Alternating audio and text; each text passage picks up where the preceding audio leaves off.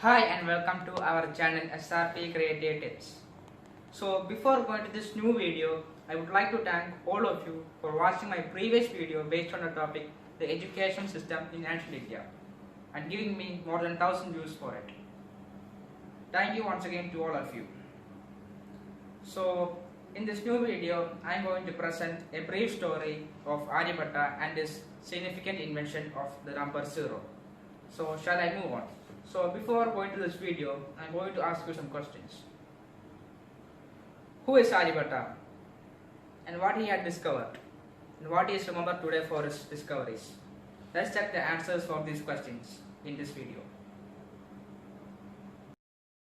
Aryabhatta is the first of the great astronomers of the classical age of India.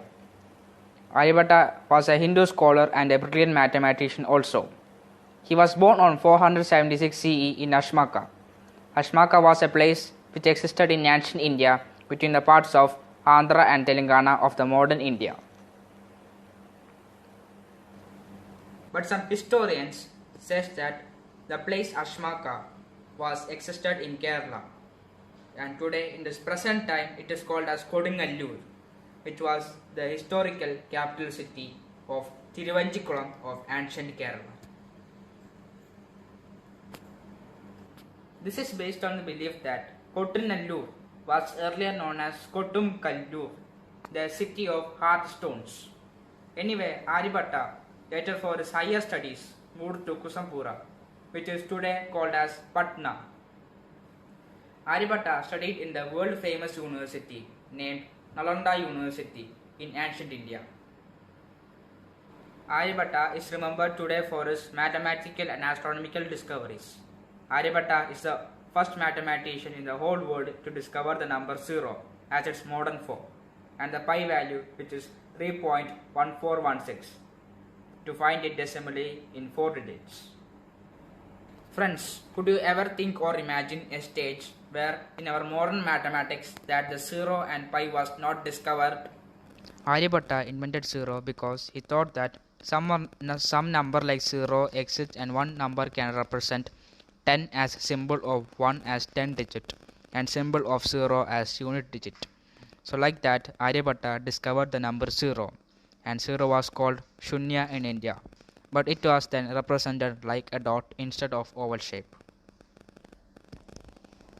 It is also noted by many of European historians that during the period of 3000 BC in Egypt, the people used to write numbers like this. As you can see, all the numbers are represented by various symbols.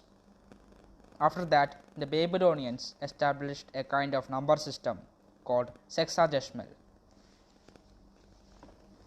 So the sexagesimal is a numeral system with 60 as its base. It was originated with the ancient Sumerians in the 3rd millennium BC, which was passed down to the ancient Babylonians, and is still used in a modified form for measuring time, angles, and geographic coordinates. Another interesting fact is that before the Egyptians, Sumerians, and the Babylonians, how did we Indians use these numbers in our religious books before the invention of 0? We all know that the oldest epics are the Mahabharata and Ramayana, and how did we use numbers in those books? For example, Ravana, who have 10 heads, and Kauravas are all about 100 numbers. As Sahasra Arjuna, he has 1000 arms, like that, etc. So the answer is Brahmalipi. Brahmalipi was a number system in which the Sanskrit shlokas were written. This is the picture of it. As you can see, it is also represented in various symbols. So after the Brahmalipi, another number system was introduced. It was called the Sharda Lipi. Here is the picture of it. So from these number systems provided by the Brahmalipi and the Sharda Lipi, Aryabhatta, the mathematical genius of ancient India, himself developed idea of 0 as its first in time, which was almost before the year of 3000 BC. So when the time passed, as in the 7th century, another mathematician called Brahmagupta, who was none other than a true follower of Aryabhatta, was the sole brain for introducing the rules for the number 0 as we use it today in the modern form. So from India, the concept of 0 moved to China. So in China, another mathematician called Kunjiashou introduced the number 0 into their mathematics. Before that, the Chinese people used blank spaces instead of the number 0. So like that, the number 0 took its way from China to Middle East. So in the Middle East, another mathematician called Muhammad bin Musa al-Quraisi changed the shape of 0 from dot to oval. So likewise, it is called as Hindu-Arabic numeral system.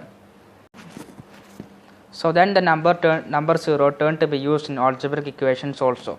That's why Aryabhatta is called Arjahir in Arabic language. After that, during the 1200 AD in Europe, a mathematician called Fibonacci, also known as Leonardo Fibonacci, introduced the number 0 into the European people. Fibonacci was an Italian mathematician. He had spread the usage of Hindu system of writing numbers by replacing the Roman numerals. So after a span of 1000 years, the number 0 was spread everywhere in Europe. Aryabhatta calculated the value of pi by measuring the diameter of the circle in a remainderless unit and then measuring the circumference of the circle in the same unit. Aryabhatta's astronomical discovery is that the moon's light is by the sun and the earth is spinning on its axis and revolving around the sun. Aryabhatta had also discovered the solar system and the lunar eclipse.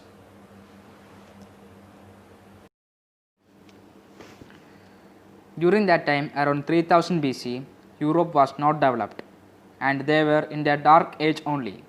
They were just tribal people. After the Industrial Revolution, during the medieval time in Europe, the Gutenberg invented the printing press. Lee Whitney with the cotton gin, which was already used in India for centuries. Calculus theory of Isaac Newton, which had already conceived and taught in India for a few centuries before. Heliocentric theory was very much popular in ancient India by Aryabhatta, and the same was transferred to various countries and languages such as Greeks, Arabs, Persians, Chinese, and later published by Copernicus as his own theory. But even later time that poor Galileo could not even say again, Earth is round and it revolves the sun. As a church blinded him so that he can never look into another telescope. However, all these things are already proved and accepted as propounded by the great scholar Aryabhatta before 3000 BC in ancient India. The only available books written by Aryabhatta are Aryabhatiya and Arya. He had also written many other books as well, but all are destroyed or lost during the wars of foreign invasions. Aryabhatta introduced the number 0 to this world and now it is used in this present modern mathematics.